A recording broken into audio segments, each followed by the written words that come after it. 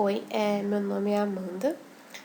Eu vou falar sobre a córnea e esclera hoje, vou apresentar essa aula. Quem me ajudou a montar essa aula foi o Felipe Valência e o Pedro Menda Barreta. Nós todos somos, então, da Liga de Oftalmologia da Fundação, da UFSPA. Então, nosso assunto inicial hoje é córnea e esclera, como está escrito aqui no título. Começando, então, com uma introdução ao estudo da anatomia do bulbo ocular, aqui tem uma ilustração didática do bulbo ocular, mostrando para nós, então, que o bulbo ocular é formado pela túnica fibrosa, pela túnica vascular e pela túnica interna do bulbo. A túnica fibrosa, que é o que nos interessa nessa aula, é formada, então, pela esclera, aqui representada, e pela córnea, anteriormente aqui representada, que são o assunto da aula de hoje. Existe também no bulbo ocular a túnica vascular, que é composta pela camada coroide, onde estão os vasos sanguíneos do bulbo, e a túnica interna do bulbo, que é formada pela retina, onde é processada a imagem. Então, como eu disse anteriormente, o que nos interessa nesta aula é a túnica fibrosa, composta pela esclera e pela córnea. Novamente aqui, nesta imagem, a gente consegue ver uma representação didática do bulbo ocular, demonstrando a esclera e a córnea em amarelo. Essa túnica é caracterizada por ser um esqueleto fibroso externo. É a camada mais externa do bulbo ocular e ela também é responsável por garantir ao bulbo ocular força e resistência. Começando inicialmente, então, pela esclera, um dos componentes da túnica fibrosa. Ela é popularmente conhecida como o branco do olho. E o que garante essa opacificidade da estrutura é o fato dela ser formada por fibras colágeno tipo 1.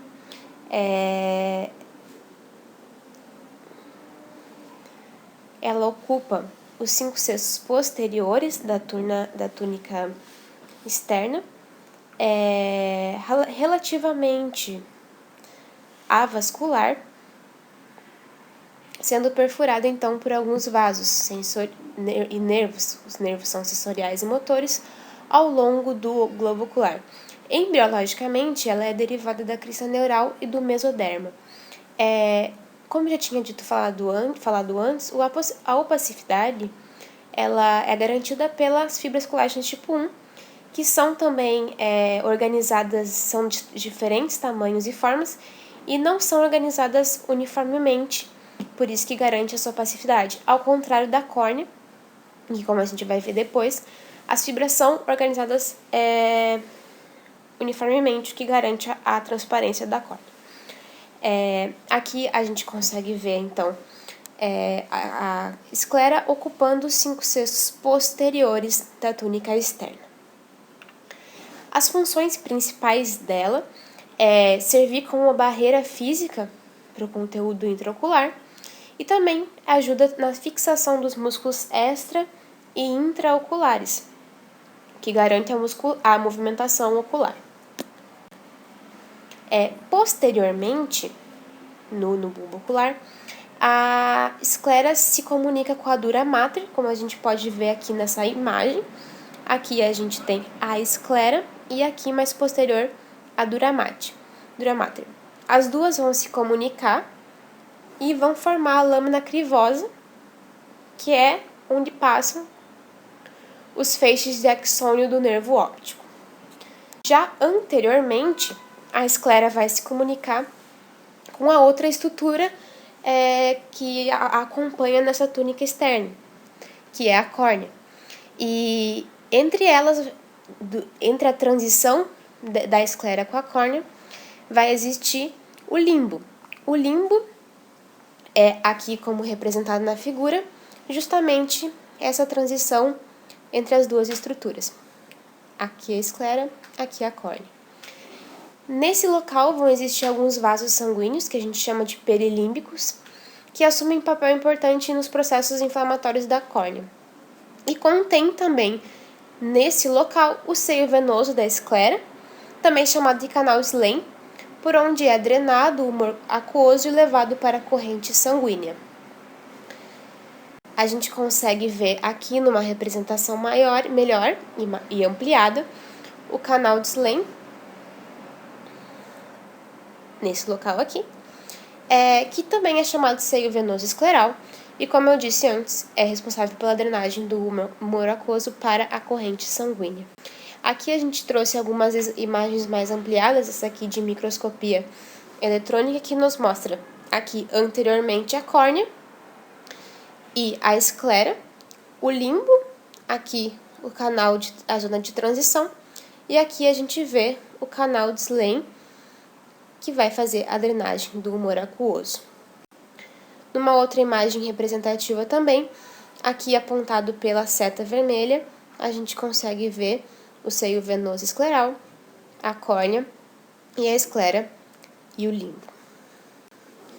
Numa imagem colorida, ampliada, com uma representação da córnea e da esclera, a gente consegue ver também o canal de Slane com os canais coletores fazendo a drenagem do humor aquoso. Aqui tem uma representação de como acontece essa drenagem do humor, passando aqui pelo canal. Bom, passando então para a segunda estrutura da túnica fibrosa, que a gente vai estudar na aula de hoje, que é a córnea. O que é a córnea? A córnea é uma estrutura composta por um tecido transparente, que é avascular. É uma estrutura, então, composta pelo tecido transparente avascular.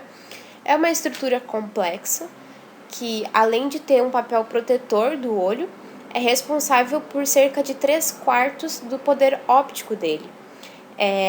Como eu disse, é avascular, mas é ricamente inervada, como a gente vai ver posteriormente durante a apresentação. Ela se apresenta como côncava anteriormente e convexa posteriormente, e compõe um sexto anterior do globo ocular, como já foi exposto anteriormente. Caracteriza, então, como eu disse, por ser uma estrutura complexa, que vai ser responsável por 3/4, como eu disse, ou 74% da refração do olho, juntamente com o filme lacrimal, que também está junto com a córnea. Possui uma estrutura transparente, essencial para transmitir a imagem à retina, que, como eu tinha explicado antes, ao contrário da esclera, possui fibras colágenas que são organizadas, o que garante essa estrutura transparente a essa estrutura ocular.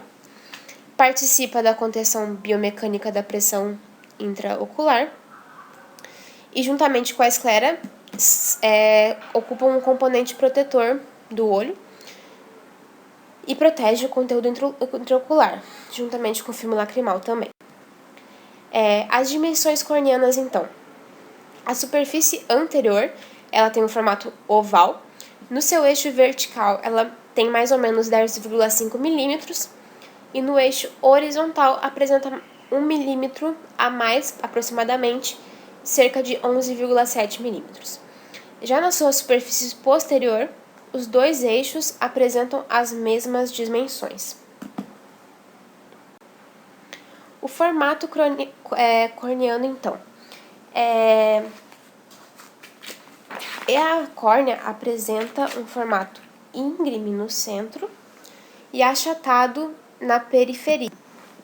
Esse formato da córnea é chamado de prolado. E como ele é mais plano na periferia e mais curvo na região central, como aqui mostra o nosso esquema, mais curvo na região central e mais plano na periferia, cria um sistema óptico asférico. E a córnea, então, ela é formada por algumas camadas, aqui representadas. A gente tem como a primeira camada da córnea o epitélio. Logo abaixo, a gente tem a camada de Baumann. Abaixo da camada de Baumann, a gente tem o estroma, que é toda essa espessura aqui. Abaixo do estroma, a camada dua. Abaixo da dua, a membrana de Descemet. E, por fim, a gente tem o endotélio. Aqui, numa visão microscópica das camadas da córnea, a gente tem também, bem anteriormente, o epitélio. Abaixo, a camada de Baumann. A de maior espessura, como a gente pode ver aqui representada pelo número 3, é o estroma. Aqui não está caracterizada a dua. Temos aqui o 4, a membrana de Descemet. E abaixo, a membrana de Descemet, a gente tem o endotélio. E anteriormente ao epitélio, a gente tem também o filme lacrimal, que não é considerado uma camada da córnea, mas juntamente com o epitélio pode formar a estrutura da córnea. Inicialmente, então, falando sobre o filme lacrimal, ele é a primeira superfície refrativa do olho, realiza a proteção contra a desidratação corneana, sofre influência de fatores sistêmicos e locais, doenças sistêmicas, inflamação, infecções, desidratação sistêmica, podem todos esses fatores influenciar no filme lacrimal. Também tem presença de citocinas no seu interior. O filme lacrimal também é formado por algumas camadas. São 3 camadas que compõem o filme lacrimal. A primeira é uma camada lipídica. Essa camada lipídica é produzida pelas glândulas de meibômio. A gente tem uma camada aquosa, que é produzida pelas glândulas lacrimais. E uma camada de mucina, que é produzida pelas células globosas da conjuntiva. Aqui ao lado a gente tem uma imagem da didática do filme lacrimal. A gente consegue ver a camada lipídica, a camada aquosa e aqui a camada de mucina, mais posteriormente. Aqui nessa imagem a gente tem uma representação clínica do filme lacrimal. A gente consegue ver aqui uma superfície corneana e aqui essa coloração mais amarelada é a presença de um colírio de fluoresceína que é colocado no olho do paciente e depois feita uma biomicroscopia. É importante para conseguir se avaliar a superfície corneana e avaliar questões do próprio filme lacrimal. Avaliar questões como olho seco é uma conduta e uma prática feita com bastante frequência na prática clínica. Bom, essa aqui é a primeira camada da córnea, é o epitélio corneano. Ele apresenta uma espessura de aproximadamente 50 micrômetros e possui 5 a 7 camadas. As camadas, então, a primeira, como está representada aqui nesse esquema, nessa imagem, são as células superficiais. Elas estão abaixo do filme lacrimal, que foi explicado anteriormente. Abaixo delas estão as wing cells, que são as células em asa. E logo abaixo das wing cells estão as células basais, que são unidas pelos desmossomos. Abaixo da célula basal está a lâmina basal. As células basais, ela tem uma especificidade em relação às outras, pois justamente com as células germinativas da córnea, elas são a única camada de células do epitélio corneano que apresentam capacidade mitótica, ou seja, são as únicas células que apresentam divisão celular e são responsáveis pela proliferação do epitélio corneano.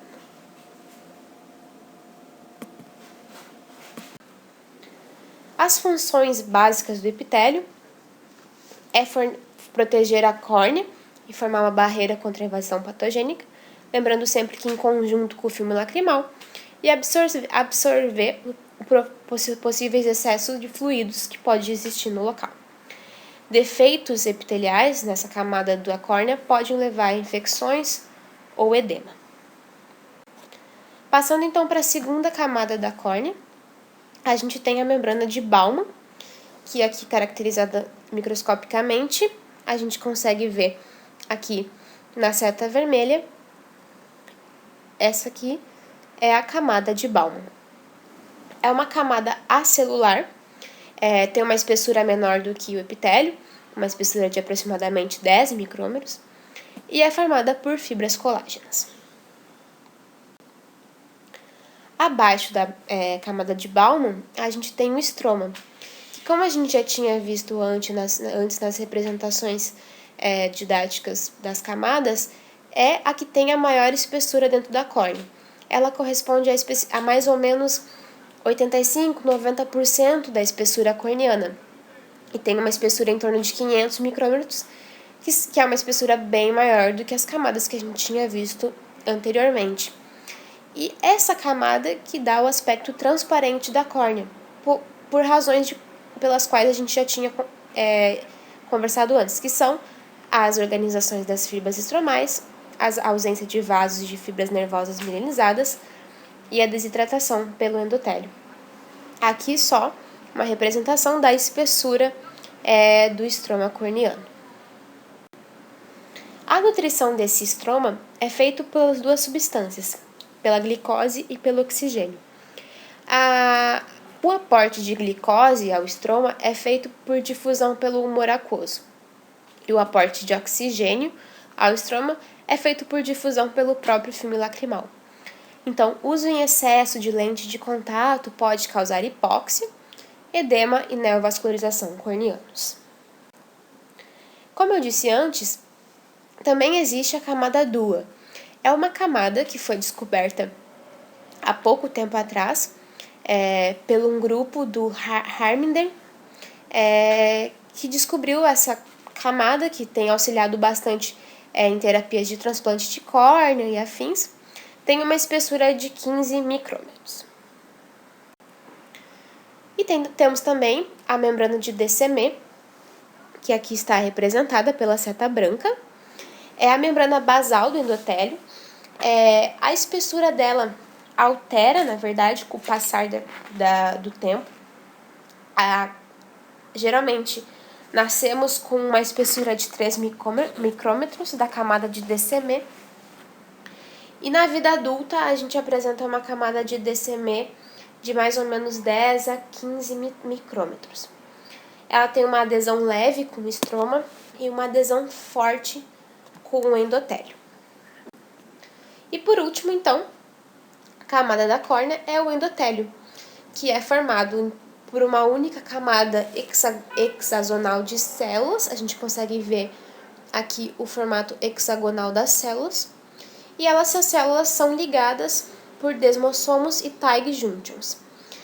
Apresenta uma densidade de 40 células ao nascimento, 4.000 células ao nascimento, para 1.000 a 2.000 células na 8ª década de vida. Se estima que a gente apresenta 0,6% de perda por ano de vida das células do endotélio. O endotélio total tem uma espessura de mais ou menos 10 micrômetros. E o endotélio tem uma função de bomba ativa para manter a deturgência do estroma e garantir a transparência da córnea. São necessárias mais ou menos 400, 700 células para manter essa função de bomba ativa e de transparência.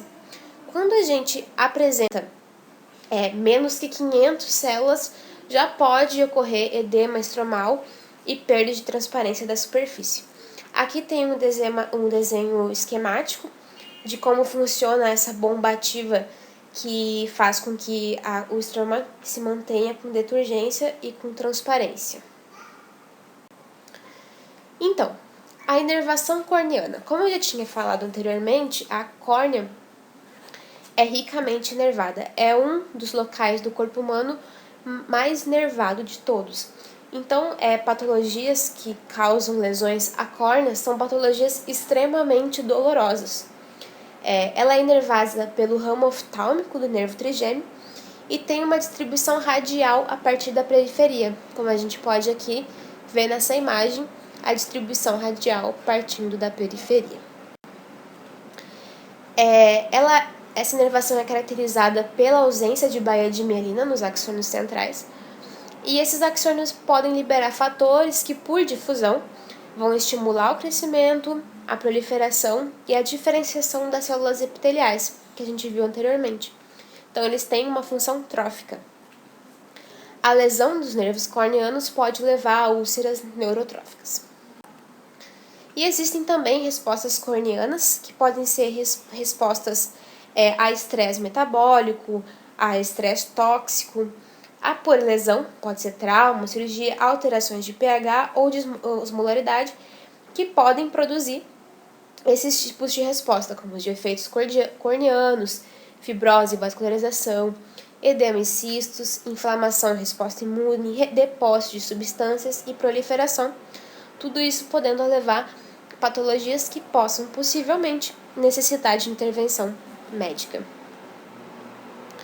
Essas aqui são as nossas referências utilizadas para fazer essa aula. Muito obrigada pela atenção. É isso.